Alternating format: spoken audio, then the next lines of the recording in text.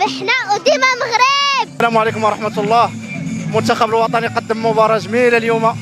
واحد الملاحظة، عدم الجمهور، ما كاينش جمهور، ونتمناو في الكوت ديفوار، ونتمناو ان شاء الله بحول الله الجمهور يكون كثير باش يحتاج في الكوت ديفوار ان شاء الله باش يدوا هاد الكاس ان شاء الله بحول الله. كنتمناو الاسود ديالنا ان شاء الله الفوز ان شاء الله، وفي خاطر عز السيستم حتى هو ودخلت املاح وديما مغرب 1 2 3 فيفا ماروك. ديال اليوم كان اداء جيد المنتخب الوطني، والعرفه التالق ديال اوناح اللي رد على المصريين، وان شاء الله ما يجيو تيجيبوا لاكو.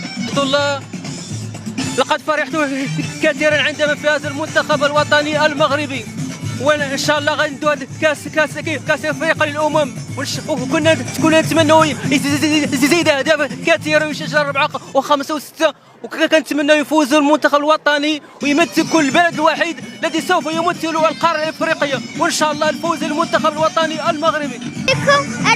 المباراة ديال اليوم المغرب مع تنزانيا، المغرب 3 تنزانيا 0، وحتى انا فرحاتني بزاف وفرحات العائله وماما وبابا، وحتى المغرب هما فرحوني هذوك اللي ماركاو حكيم زياز واشرف حكيمي، وحتى انا وعجبني هذا الماتش دابا بزاف، ودابا المغرب على جدو كاس افريقيا وفرحوني المغرب حتى هما وفرحوني بزاف.